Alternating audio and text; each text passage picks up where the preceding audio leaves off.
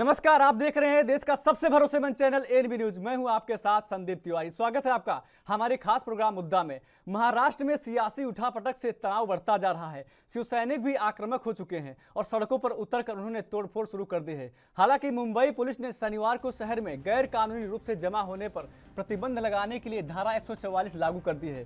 साथ ही सभी मंत्रियों से निर्वाचित प्रतिनिधियों के आवासों और कार्यालयों पर सुरक्षा भी कड़ी कर दी है। इलाकों में शांति बनाए रखने के लिए प्रशासन ने एक आदेश भी जारी कर दिया है। आदेश में कहा गया है कि किसी के पास लाठी, डंडा, तलवार, भाला, बंदूक, चाकू या आदि पत्थर जैसी चीजें मिली तो कार्रवाई की जाएगी और 10 जुलाई तक इस आदेश का पालन करना होगा। मुंबई पुलिस ने कहा कि शादियों, अंतिम संस्कार, सिनेमा हॉल, अदालतों, प्राइवेट कंपनियों, शैक्षणिक संस्थानों के बाहर और अन्य सामाजिक समारोह को छोड़कर सड़कों पर कहीं भी 5 से ज्यादा लोगों के इकट्ठा होने की इजाजत नहीं है। इतना ही नहीं, किसी भी विवादास्पद बैनर या पोस्टर लगाने की भी अनुमति नहीं है, क्योंकि यह भावनाओं को भड़का सकता है, जिससे मुंबई में कानून व्यवस्था के मुद्दे पैदा हो सकते हैं। वैसे प्रशासन अपना काम कर रहा है, लेकिन सवाल अब भी वही है कि सरकार में बैठे लोग खुलेआम धमकी दे रहे हैं, तो कानून अपना काम निष्पक्ष रूप से कैसे कर पाएगा।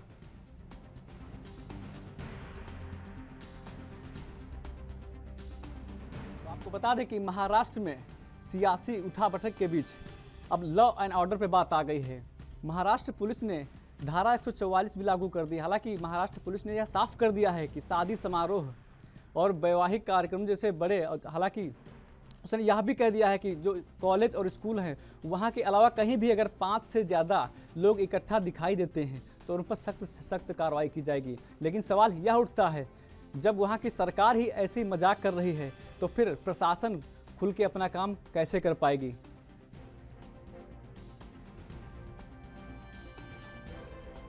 आपको बता दें कि 10 जुलाई तक आदेश का पालन करना होगा। मुंबई पुलिस ने कहा है कि शादियों, अंतिम संस्कार, सिनेमा हॉल, अदालतों, प्राइवेट कंपनियों, शैक्षणिक संस्थानों के बाहर अन्य सामाजिक समारोह को छोड़कर सड़कों पर कहीं भी 5 से ज़्यादा लोगों के इकट्ठा होने की इजाज़त नहीं है। इतना ही नहीं, किसी भी विवादास्पद बैनर या पोस्टर की भी अनुमति नहीं है, क्योंकि यह भावनाओं को भड़का सकता है, जिससे मुंबई में कानून व्यवस्था के मुद्दे पैदा हो सकते हैं। वैसे प्रशासन अपना काम कर रहा है, लेकिन सवाल यह भी है कि सरकार में लोग खुलेआम धमकी दे रहे हैं तो कानून अपना काम निष्पक्ष रूप से कैसे कर पाएगा।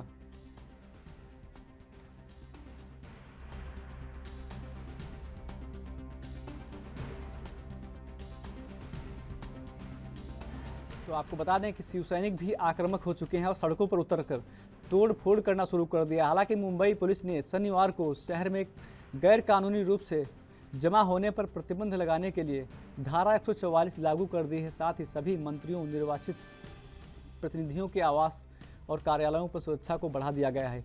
इलाकों में शांति व्यवस्था को बनाए रखने के लिए एक आदेश भी जारी किया है। आदेश में कहा गया है कि किसी के पास लाठी, डंडा, तलवार, भाला, बंदूक, चाकू या पत्थर जैसी कोई भी चीज़ मिलती है तो उस पर सख्त से सख्त कार्रवाई की जाएगी।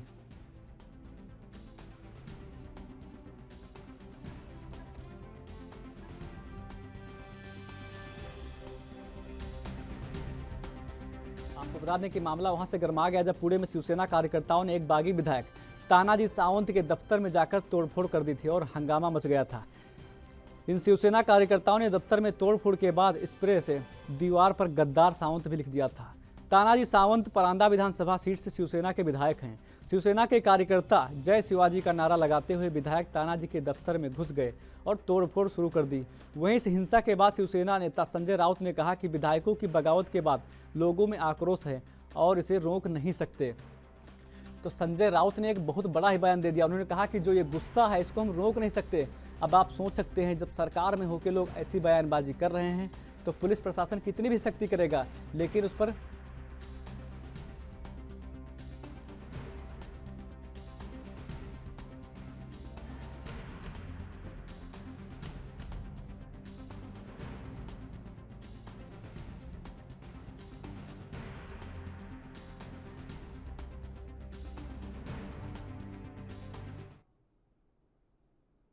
और इस मुद्दे पर विस्तार से चर्चा करने के लिए हमारे साथ ललन सिंह जी जुड़ गए हैं, जो कि आंतरिक सुरक्षा एक्सपर्ट हैं। साथ ही भरत सिंह, प्रवक्ता कांग्रेस, जुड़ गए हैं। आप दोनों ही मेहमानों का एनबी न्यूज पर स्वागत है सर। सबसे पहले ललन सिंह जी आप ही से सवाल रहेगा। ललन सिंह जी, जिस प्रकार से कानून व्यवस्था ध्वस्त की जा रही है, संजय राउत बयान दे रहे हैं कि यह आक्रोश है, इसको कैसे शांत किया जाए, आप इसको कैसे देखते हैं? कहीं ना कहीं ऐसे हालात पैदा हो जाएंगे जब कानून व्यवस्था हाथ से निकल जाएगी और सुरक्षित नहीं रह पाएगा मुंबई। संदीप जी, पूरे हिंदुस्तान की नजर महाराष्ट्र के राजनीति पे है जी, इसमें कोई शक नहीं। लेकिन ये दुर्भाग्य की बात है और बहुत दुखद शर्मनाक स्थिति बनती जा रही है कि एक मुंबई के जैसे जगह और महाराष्ट्र जैसा, अगर उसको माना जाए कि हिंदुस्तान में एक बहुत जबरदस्त मतलब उसकी एक धाक है राज्य की, वहां पे इस तरह लॉ एंड ऑर्डर डिस्टर्ब हो जाए और वो भी सत्ता पक्ष के प्रवक्ताओं की तरफ से, चाहे वो शिवसेना के मंत्री नहीं है लेकिन बहुत पुराने सांसद हैं, वो 2-3 बयानों से उन्होंने पूरे भारत के आंतरिक सुरक्षा में एक मतलब बदतर हालत जैसी संभावना बना दी है। उन्होंने पहले एक चीज बताया कि बाप अपने नाम अपने बाप का लो, हमारे बाप का मत लो, मतलब अरे भाई बाप को पिताजी बोलते हैं और बाप कहना अमर्यादित एक भाषा है जो कि सांसद के लिए बेहतर नहीं हो सकता। फिर उन्होंने कहा कि अरे कहाँ जाओगे, गुवाहाटी से चौपाटी तो आओगे, इस तरह की भड़काऊ भाषणों से क्या होगा, अव्यवस्था फैलेगा और जो हमारी भारत की प्रजातंत्रीय प्रणाली है उसको दुख तो पहुंच ही रहा है और आम लोगों के बीच में भावना जारी है कि क्या यही राजनीति, यही नेता हमारे देश को चलाएंगे। नंबर 2, अभी देखिए थोड़ी देर पहले एक सूरत से उदय जी जो है वो मंत्री है महाराष्ट्र के, वो भी अभी गुवाहाटी की तरफ चल चुके हैं। मैं कहता हूँ आंकड़ा जिसके पास भी होगा, चाहे वो सुप्रीम कोर्ट में जाए या डिप्टी स्पीकर के पास जाए, लेकिन सदन के अंदर ही ये फैसला होगा कि किसकी बहुमत है और किसकी सरकार बनेगी और कौन वैध है और कौन अवैध है। लेकिन यहाँ तो पार्टी अभी अघाड़ी में भी मीटिंग चल रही है, 3 बजे प्रेस कॉन्फ्रेंस भारत साहब ठाकरे के नाम पे शिवसेना की तरफ से हुआ है। लेकिन यहाँ लड़ाई ठाकरे के विरासत पे है। शिंदे साहब कह रहे हैं कि ये हमारा जो पार्टी है वो शिवसेना और ठाकरे है और उधर उद्धव ठाकरे साहब और संजय राउत कह रहे हैं कि तुम अपने बाप का नाम दो, हमारे बाप का नाम लेकर इस अगर हिम्मत है तो इस्तीफा देके सरकार में आओ और बनाओ। लेकिन उद्धव ठाकरे साहब को लगातार झटका लग रहा है, इसमें भी कोई शक नहीं। लेकिन पुलिस को बहुत निष्पक्ष और सतर्क होना पड़ेगा क्योंकि महाराष्ट्र पुलिस एक अहमियत रखती है पूरे देश के अंदर, इसमें कोई शक नहीं। और संदीप जी, अगर ये व्यवस्था अव्यवस्था की तरफ जाएगी तो राजनीति का एक दुखद हालत होगा जो देश के लिए दुर्भाग्य होगा। जी, साथ ही हमारे साथ कैप्टन आई सिंह जी बीजेपी जुड़ गए हैं। कैप्टन साहब आपका भी बहुत बहुत स्वागत है न्यूज पर। सर, सबसे पहले जब आपसे सवाल लेंगे, सवाल मेरा यह रहेगा कि जिस प्रकार से संजय राउत ने बयान दिया है कि जो विधायक है बागी हो चुके थे, उसके बाद जो लोगों में गुस्सा आ रहा है इसलिए ऐसा तोड़फोड़ कर रहे हैं और इसको रोका नहीं जा सकता, आप इनके बयान को कैसे देखते हैं? क्या मुंबई में एक लॉ एंड ऑर्डर नहीं काबिज रह पाएगा? जी हमसे पूछ रहे हैं आप? जी कैप्टन साहब, आवाज मिल रही है आपको? हाँ आवाज मिल रही है। कैप्टन साहब, मेरा सवाल है कि जिस प्रकार से संजय राउत ने बयान दिया है कि जो बागी विधायक थे उसके बाद जो लोगों में गुस्सा आ रहा है वो तोड़फोड़ कर रहे हैं, इसको रोका नहीं जा सकता, आप इनके बयान को कैसे देखते हैं? ये मैं संदीप जी यही कहना चाहूंगा जी कि ये गुंडागर्दी कहीं से कहीं जायज नहीं है हमारे संविधान में। जी ये हिंदुस्तान है, यहाँ कानून का राज होता है और इस तरह की गुंडागर्दी को बिल्कुल भी कोई जायज नहीं है। और नैतिकता जो मतलब उद्धव ठाकरे के लोग इतना नैतिकता खो चुके हैं, मैं शिवसेना को उनको नहीं कहूंगा क्योंकि शिवसेना वाले कोई गुण नहीं बचे उनमें जी। बाकी इतना जरूर कहूंगा कि ये इतनी नैतिकता खो चुके कि हमें यही पता नहीं चलता किससे बात करना है, कैसे करना है। जो कानून की प्रक्रिया है वो कानून से करना चाहिए और ये गुंडागर्दी भी कर आए हैं। एक तरफ तो कहते हैं हम शिवसैनिक हैं और दूसरी तरफ आप गुंडागर्दी को उतारू हो तो आप में और एक जो है ना गली छाप सड़क छाप जो गुंडे होते हैं उनमें क्या अंतर रह गया? क्या हिंदुस्तान में संविधान नहीं है? यहाँ कानून का राज्य नहीं है? अगर कहीं कुछ बात है तो आप कानून से चर्चा करिए ना। अगर दूसरी तरफ भी अगर गुंडागर्दी उतर जाएगा फिर क्या करोगे? अगर जो वो भी अगर गुंडागर्दी उतर जाए तो फिर यहाँ कानून की जरूरत ही नहीं है। तो यहाँ सबसे प्रॉब्लम संदीप ये है कि उद्धव नहीं, यहाँ पूरी कांग्रेस उनके साथ खड़के होकर गुंडागर्दी करवा रही है। आप एक चीज का, ये आवाज कौन सी आ रही है बीच में? जी कैप्टन साहब बोलिए, आपको तो सुनाई दे रहा आप है मुझे। जी आप ये चीज देख के चले कि सरकार गुंडागर्दी करवा रही है। जी अभी 2-4 दिन पहले अग्निवीरों को लेके, अरे बहुत ज्यादा आवाज आ रही है। चलिए कैप्टन साहब वापस आएंगे। भरत सिंह जी, आपको आवाज मिल पा रही है? भरत सिंह जी आवाज आ रही है आपको? भरत सिंह जी, इस प्रकार से देखा जाए तो मुंबई में सड़क छाप राजनीति होने लगी है, बाप दादाओं के लेके बयानबाजी की जा रही है। चल क्या रहा है मुंबई में भाई? संदीप जी, हमारे कैप्टन भदौरिया साहब अभी कह रहे थे कि शिवसेना के गुंडागर्दी, दूसरे हमारे जो भाई साहब जी। बड़े तेज में जिस तरह से कह रहे थे शिवसेना के बारे में, मैं देखिए शिवसेना का कोई आधिकारिक प्रवक्ता नहीं हूं, मैं कांग्रेस पार्टी का जी प्रवक्ता जी हूं। लेकिन मैं ये पूछना चाहता हूं दोनों महानुभावों से, दोनों भाजपा के नेताओं से कि भाजपा के 25 नेता तो साल एक ही तक हैं तो भरत जी भाजपा के नेता तो एक ही हैं। ललन सिंह जी तो आंतरिक सुरक्षा एक्सपर्ट हैं। लल्लन भाई देखिए ऐसा है कि मुझे मालूम है कैप्टन साहब जो है भाजपा के नेता है, लेकिन लल्लन सिंह जिस तरह से बोल रहे थे तो भाजपा के ही बोल रहे थे, तो मैं ये मान के चलूंगा कि भाजपा नहीं के नहीं नेता है। भरत जी आपकी तो- पार्टी में सबसे बड़ी समस्या यही है, जो सही बोल देता है ना वो बीजेपी का हो जाता है या सपोर्ट करने लगता है। सच में वही यही है। यही आपके संदीप G23 में भाई, हुआ। संदीप जो भाई, नेता आपके खिलाफ गए, बगावत मुझे- कर दिया, वो गलत हो गए। जरा मुझे बोलने का हाँ, मौका बोलिए, दें, बोलिए, तो आप दोनों बोलिए। जन का- दोनों व्यक्तियों का पोल खोल आपके चैनल पे करता हूँ। बोलिए बोलिए, आप अपना बोलिए। मत विचार व्यक्त कीजिए। पोल खोल तो आपका करूंगा, क्यों आप चिल्ला रहे हो लल्लन भाई? नहीं, भाजपा बात भाजपा रखिए से अपनी। सुपारी लिए हो? भाजपा से सुपारी लिए हो क्या? भाजपा से सुपारी लिए हो क्या? आप देखिए भरत जी, आप मुद्दे से हटकर सुपारी की बात कर रहे हैं आप। मैं अभी मैं लल्लन भाई से पूछ रहा था जो बोल रहे थे। मैं ये कह रहा था कि 25 साल तक जिस भाजपा ने शिवसेना के साथ में गठबंधन करके जी। सरकार चलाई, उस समय भाजपा को ये नहीं पता था कि शिवसेना कैसी पार्टी है, क्या गुंडागर्दी करती है कि नहीं करती है, क्या वो भूल गए सब? आज तो मीडिया आ गया है। आज ये 10 सालों में बहुत कुछ जो है हमारे राजीव गांधी जी के आने के बाद जो ये लेके आए उन्होंने टीवी और ये सब जो लेके आए हैं, तो उससे ये पता चला कि अब गुंडागर्दी पता चल रही है। 25 साल पहले लल्लन भाई जब भाजपा शिवसेना के साथ गठबंधन करके गलबैया करके और मजे से सत्ता चला रही थी और मजे से सुख भोग रही थी, उस समय इनको याद ही नहीं आया कि शिवसेना ऐसी पार्टी है जो गुंडागर्दी करती है, धमकी देती है। अरे भाई उनके अगर नेता कह रहे हैं तो भाई उनके नेता से पूछिए। लेकिन अगर जो गद्दारी करके गुवाहाटी में बैठा है, तो क्या संजय राउत जी ने गलत कह दिया? कब तक छुपोगे गुवाहाटी में, एक दिन तो आओगे चौपाटी में।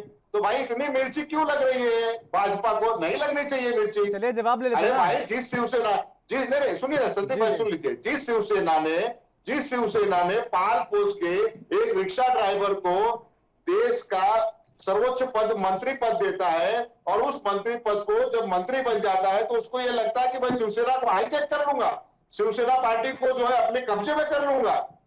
अरे भाई जिसकी पार्टी है, जिसके पिताजी ने शिवसेना बनाई है, वो शिवसेना चलाएगा कि कल जो हाईजैक करने की बात करता है वो शिवसेना चलाएगा? आप अगर शिवसेना के जो राष्ट्रीय कार्यकारिणी की जो बैठक होती है और जो उनका एक ये बना है पेपर है, उस पेपर को अगर आप पढ़ेंगे ना संदीप भाई, तो उसमें साफ तौर पे ललन भाई ये लिखा गया है, उसके अंदर दिया गया है कि जो सुप्रीमो होता है, शिवसेना प्रमुख होता है, सारे अधिकार उसको होते हैं, न कि जो है वो किसी भी जो है कार्यकर्ता को है और ना तो किसी भी मंत्री को या विधायक को है।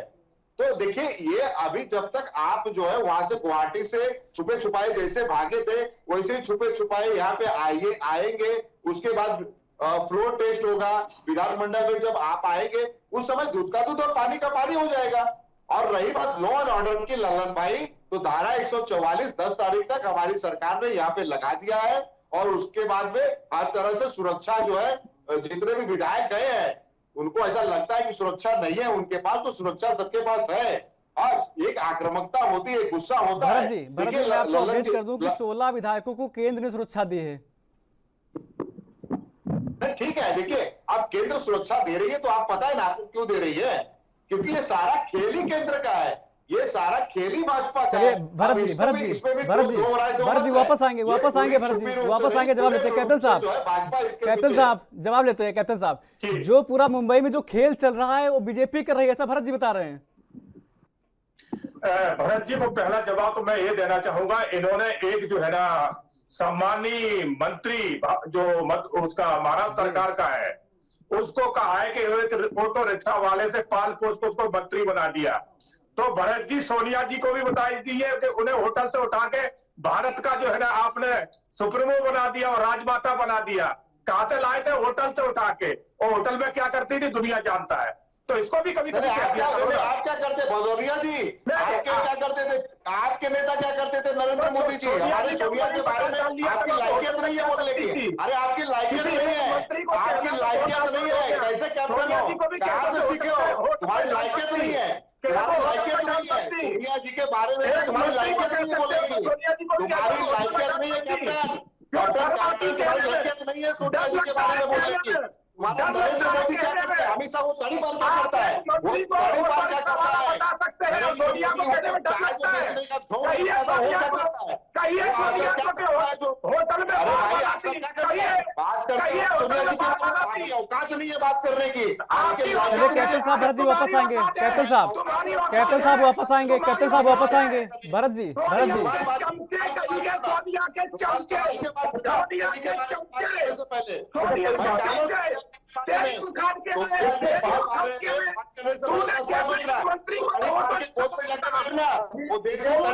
कैप्टन साहब वापस आएंगे।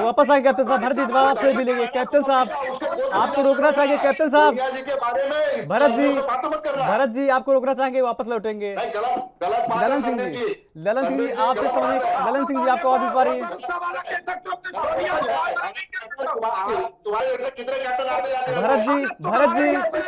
भरत जी मर्यादित भाषा का प्रयोग करें डिबेट में, मर्यादित भाषा का प्रयोग करें डिबेट में। भरत जी वापस आऊंगा। भरत जी वापस आऊंगा, मैं जवाब लूंगा आपसे। भरत जी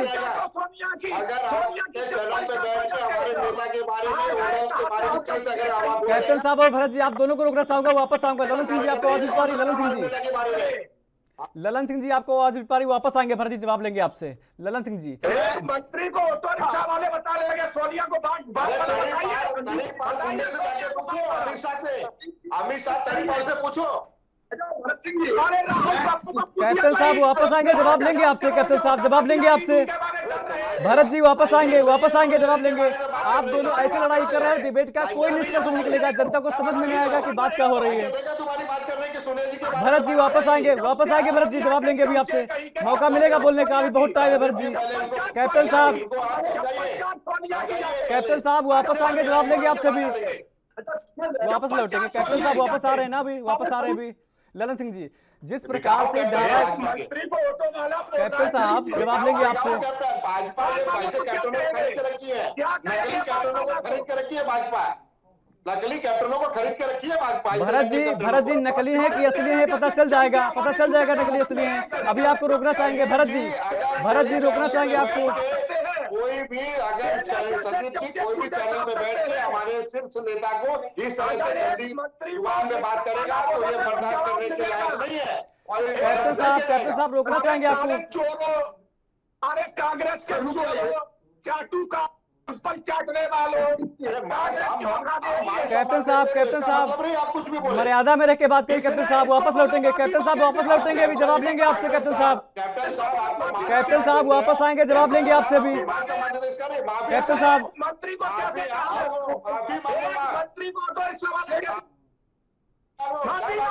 भरत जी कैप्टन साहब दोनों को रोकना चाहिए। आप नहीं चुप होंगे तो आवाज गिराना पड़ेगा मुझे। ललन सिंह जी सवाल लेना। ललन सिंह जी जिस प्रकार से मुंबई में खेल चल रहा है, सड़क छाप राजनीति हो रही है, तो क्या धारा 144 लग गई है, तो क्या यह पर्याप्त है? नहीं संदीप, सोनिया के चमचे माफी।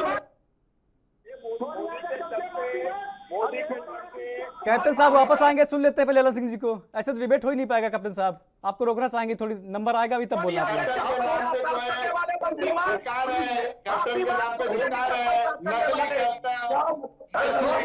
भरत जी और कैप्टन साहब दोनों को रोकना चाहेंगे, जवाब लेंगे आपसे भी।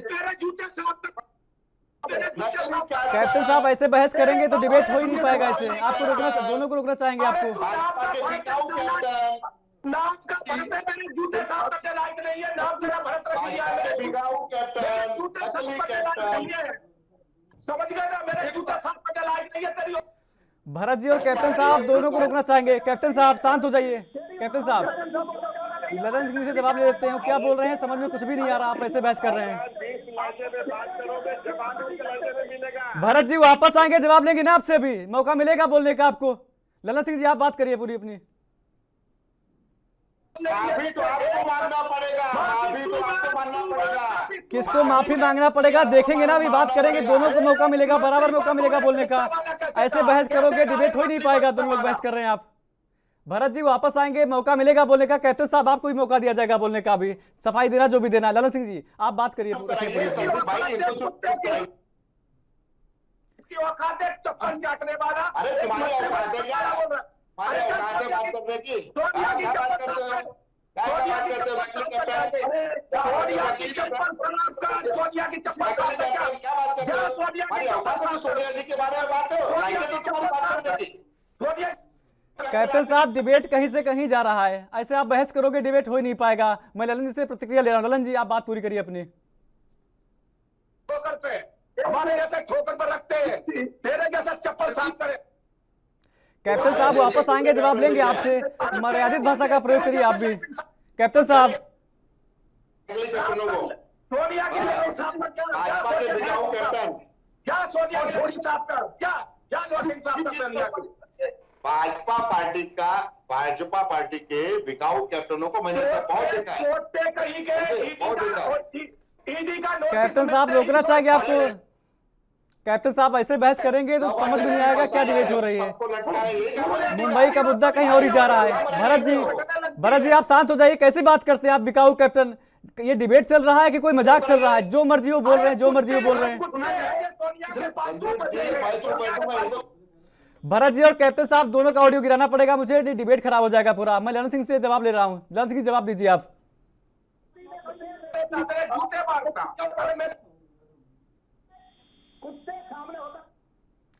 कैप्टन साहब आप ऐसी भाषा का प्रयोग नहीं कर सकते डिबेट में आप।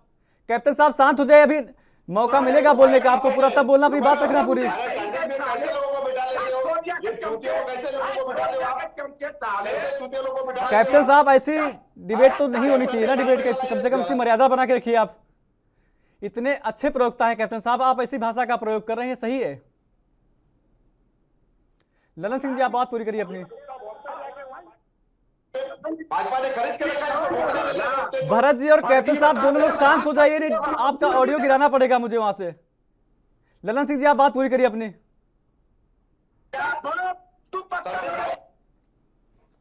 अपने बाप की औलाद नहीं, अपने बाप की औलाद नहीं। जो है बिठा लिया।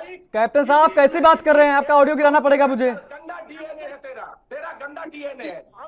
कैप्टन साहब यहाँ डीएनए और आरएनए की बात नहीं हो रही, यहाँ मुंबई पे डिबेट चल रही है। अगर आप ऐसे ही बहस करेंगे डिबेट पूरा हो नहीं पाएगा। दर्शकों को क्या समझ में आ गया क्या डिबेट चल रहा है? जब आपको मौका मिलेगा, आप दोनों को मौका दिया जाएगा बराबर बोलने का। आप ऐसे बहस कर रहे हैं। तेरे जैसे हमारे जूते साफ करते थे फर्जी कहने वाले।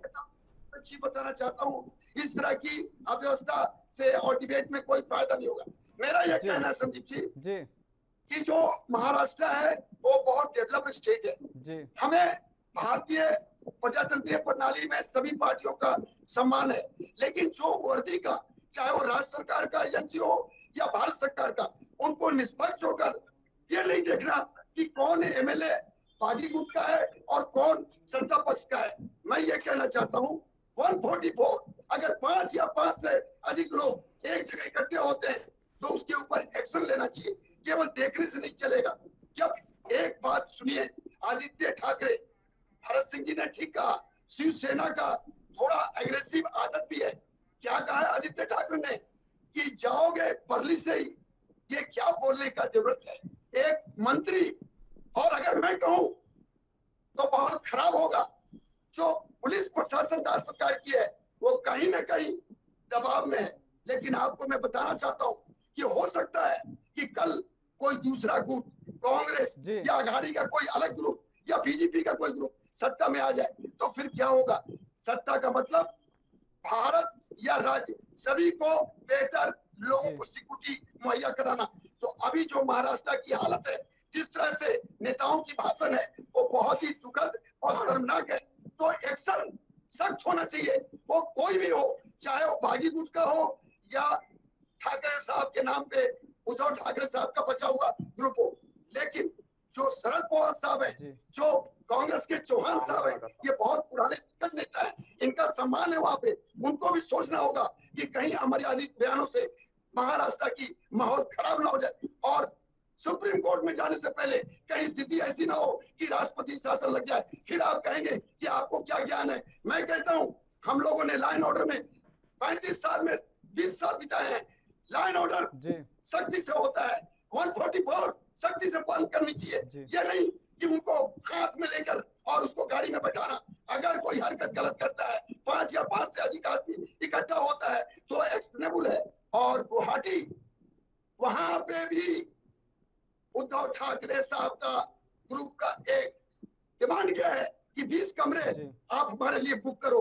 क्या ये प्रजातंत्र की स्थिति है? शिंदे साहब वहां बैठे हैं, उनको भी अब आगे बढ़ना है और नहीं बढ़ने से क्या होगा, अव्यवस्था होगा। ललन सिंह जी, आपसे एक बात और समझने की कोशिश करेंगे कि जिस प्रकार से पुलिस पर कहीं ना कहीं दबाव बनाया जा रहा है, अगर संजय राउत ऐसी बयानबाजी कर रहे हैं तो जाहिर सी बात है पुलिस पर भी कहीं ना कहीं दबाव होगा। तो क्या पुलिस खुले मन से काम कर पाएगा ऐसे में? नहीं, ये बात अभी पूरी भारत में देखने को मिलती है।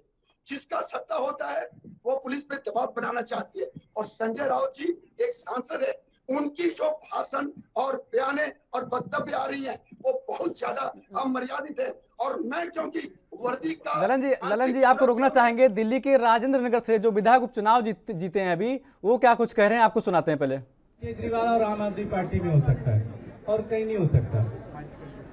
बड़े साधारण लोग हैं यहाँ पे, जितने लोग हैं सबके सब बड़े साधारण लोग हैं। हमारी एक ही खूबसूरती है कि हम जनता से जुड़े रहते हैं, जनता के काम कराते हैं। मैं भगवान से ये प्रार्थना करता हूँ कि मुझे इतनी ताकत दे, इतनी क्षमता दे, इतना अपना आशीर्वाद दे कि राजेंद्र नगर विधानसभा के जितने लोगों ने, सब लोगों ने जो आशीर्वाद दिया है, मैं उनके आशीर्वाद पे खरा उतर पाऊँ। इसकी आशीर्वाद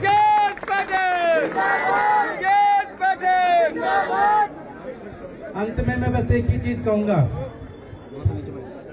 कि मुझसे एक बीजेपी वाला मिला, मैंने कहा जी अगस्त में चुनाव कराओगे? बोले जी हमारा सर्वे कहता है कि अगर जून में कराएंगे तभी आम आदमी पार्टी को हरा पाएंगे। मैंने कहा कैसे? बोला जी हरियाणा से बात हो गई है, पूरी दिल्ली का पानी काट देंगे, पानी नहीं आएगा और आपको चुनाव हरा देंगे। लेकिन भगवान का आशीर्वाद रहा कि पानी भी आया और जो लोग पानी नहीं भी आया, हमारे कार्यकर्ताओं ने उनको पानी पिला दिया बहुत अच्छे से।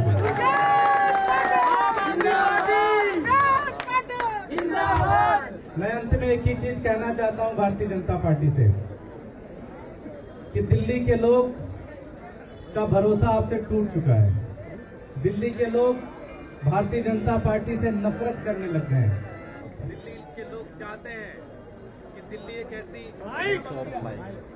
एक ऐसी राजधानी बने जिससे पूरा हिंदुस्तान उसके ऊपर गर्व कर सके। इसलिए मैं भारतीय जनता पार्टी को ये चुनौती देता हूं और ये निवेदन भी करता हूं कि अगर तुम्हारे अंदर दम है तो एमसीडी का चुनाव करा लो, दिल्ली आजादी चाहती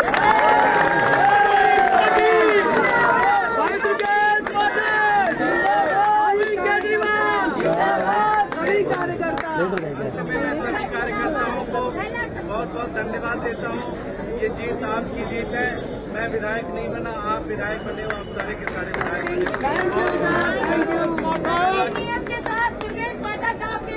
मैं राजेंद्र नगर विधानसभा के एक कार्यकर्ता का बहुत बहुत धन्यवाद देता हूँ। इन्होंने दिन रात लगकर काम किया। मैं पूरी टीम दिन रात वहाँ बैठकर चुनाव लड़वा रही थी।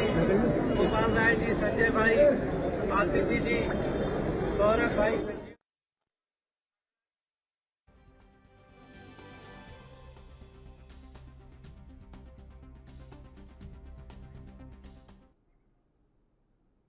चलिए मुद्दे पे वापस आते हैं, रुक करते हैं मेहमानों का। भरत जी आपको आवाज मिल पा रही है? भरत जी, जिस प्रकार से संजय राउत ने बयान दिया था कि जो कार्यकर्ता हैं आक्रोशित होकर ऐसा कर रहे हैं, उधर मुंबई पुलिस ने धारा 144 लागू कर दी है, तो कहीं ना कहीं क्या आपको नहीं लगता कि मुंबई पुलिस पर कोई ना कोई दबाव होगा, वो खुल के काम नहीं कर पाएगी? देखिए, इस तरह से अगर कहीं भी स्थिति उत्पन्न होती है तो ये एक चिंता का विषय रहता है, चाहे वो हमारी पार्टी हो या कोई भी पार्टी हो। लेकिन हम पूरी स्थिति पर नियंत्रण बनाए हुए हैं और देख रहे हैं कोई ऐसी अप्रिय घटना न घटे। और मैं फिर आपसे संदीप जी कह रहा हूँ कि जिस दिन ये सारे विधायक आएंगे, आपको फ्लोर टेस्ट होगा लल्लन भाई, ये दूध का दूध और पानी का पानी हो जाएगा। देखिए, अगर उनके पास 40 विधायक हैं तो सरकार अल्पमत में आ जाएगी, गिर जाएगी। अगर उनके पास नहीं है तो अब हमारी सरकार तो चलती रहेगी। हम तो ये कह रहे हैं ना, हम तो लल्लन भाई बार बार ये कह रहे हैं कि आप लोग आइए, फ्लोर टेस्ट पे जो है टेस्ट करवा लीजिए। आप लोग आ क्यों नहीं रहे? और रही बात इस्तीफे की इधर भाई, तो आप तो एक अल्पमत में आप लेटर दे दीजिए कि भाई सरकार अल्पमत में है, हम उनके साथ, वो भी आप नहीं कर रहे हो। और आप वहां बैठ के जो है खाली बोल रहे हो कि नहीं जो है हम आएंगे नहीं, हमारे साथ नाइंसाफी हुई। तो ये शिवसेना का नाइंसाफी हुई है या जो भी हुआ उनके घर का आपस का झगड़ा है। इसमें कांग्रेस पार्टी, राष्ट्रवादी या भाजपा तो कुछ नहीं कह सकती है ना। ये तो उनको बैठ के अपने आप समझाना है। अब कल रात को देवेंद्र फडणवीस, जो मुझे पता चला है कि देवेंद्र फडणवीस जी और शिंदे के बीच में बड़ोदरा में जो है रात को 2 बजे मीटिंग हुई है। अब एक तरफ भाजपा ये कहती है कि मेरा हाथ इसमें कुछ नहीं है, और मुझे लगता है कि इनका पूरा शरीर ही उसके अंदर है। नहीं, आज की तो दूर की बात हो गई ना, लगने से नहीं होता ना भरत जी। लगता तो बहुत कुछ मुझे भी यहाँ से सबूत देता हूँ संदीप जी। अगर भाजपा के 2 नेता, 2 विधायक उन मंत्रियों के साथ होटल में बैठ के मीटिंग करते हैं, आप मोहित कंबोज का ले लीजिए और एक विधायक है इनके महाराष्ट्र के, वो दोनों विधायक तो उसके साथ ही बैठे हुए थे ना। और उसके बाद शिंदे जी तो ये कह रहे हैं ना कि हाँ हमारे साथ में एक महाशक्ति, एक बड़ी पार्टी, नेशनल पार्टी। अब नेशनल पार्टी में नाम देख लीजिए, कांग्रेस पार्टी नेशनल पार्टी है, बीएसपी नेशनल पार्टी है, सीपीएम नेशनल पार्टी है, राष्ट्रवादी कांग्रेस नेशनल पार्टी है और भाजपा नेशनल पार्टी है। चलिए भरत जी समय कम है, थोड़ा सा जवाब लेते हैं कैप्टन साहब से। भरत जी रोकना चाहेंगे आपको, आखिरी सवाल ले लेते हैं कैप्टन साहब से। कैप्टन साहब, जिस प्रकार से महाराष्ट्र में जो हलचल चल रही है उसमें कहीं ना कहीं बता रहे हैं कि बीजेपी का हाथ है, और भरत जी तो यहाँ तक कह रहे हैं कि उनके पास कुछ सबूत भी है। कैप्टन साहब आवाज मिल पा रही है आपको? हाँ, मेरी आवाज आ रही है? जी आ रही, बोलिए। हाँ संदीप, ऐसा है, जब चुनाव हुए थे तो वहाँ सबसे बड़ी लाख पार्टी हम थे, हमारे 106 विधायक थे। कांग्रेस के पास मात्र 44 थे, शिवसेना पे 56 थे और एनसीपी पे 55 थे। तो सबसे बड़ी पार्टी हम थे। तो षड्यंत्र तो इन लोगों ने रचा ना, जो 3 मिलकर जो है ना, जो 3 ऐसी पार्टियां थी जिनका कभी तालमेल आपको तो बैठता ही नहीं था। बाला साहब ठाकरे कहते थे कि कांग्रेस को तो हम चिमटी से भी नहीं छूना पा जाएंगे। बोले कांग्रेस को अगर मुझे कभी साथ लेना भी पड़ा तो उस दिन मैं अपनी पार्टी खत्म करके घर बैठ जाऊंगा। ये बाला साहब के आदर्श थे। और बाला साहब के मरते ही उद्धव ठाकरे ने बाला साहब के जितने आदर्श थे उनको पूरा रोन दिया। और महाराष्ट्र में जो तीन पार्टी की जो सरकार चल रही थी, आपने देखा है इनके 3 मंत्री घोटाले में वहां जेल में बंद है। चलिए कैप्टन साहब, आपको रोकना चाहेंगे, वक्त की कमी है अपने पास। कैप्टन साहब आप हमारे साथ जुड़े, आपका बहुत बहुत धन्यवाद। साथ ही भरत जी, आपने अपना कीमती समय हमें दिया, आपका बहुत बहुत धन्यवाद। साथ ही ललन सिंह जी, आपका बहुत बहुत धन्यवाद। तो महाराष्ट्र में जारी सियासी उठापटक के बीच अब बात लॉ एंड ऑर्डर पर आ गई है। हालांकि पुलिस ने धारा 144 लगा दी है और कई कार्यक्रमों में जाने के अलावा एक साथ 5 लोगों के खड़े होने पर बैन भी लगा दिया कि अगर 5 लोगों से ज़्यादा लोग खड़े होंगे तो उन पर कार्रवाई की जाएगी। लेकिन मुंबई में क्या चल रहा है, कांग्रेस और शिवसेना बीजेपी पर आरोप लगा रही है, लेकिन आगे गलती किसकी है ये अभी भी स्पष्ट नहीं हो पाया है कि किसकी तरफ से कमी रह रही है। फिलहाल आज मुद्दे में इतना ही। बाकी देश प्रदेश की तमाम खबरों के लिए देखते रहिए एनबी न्यूज़। नमस्कार।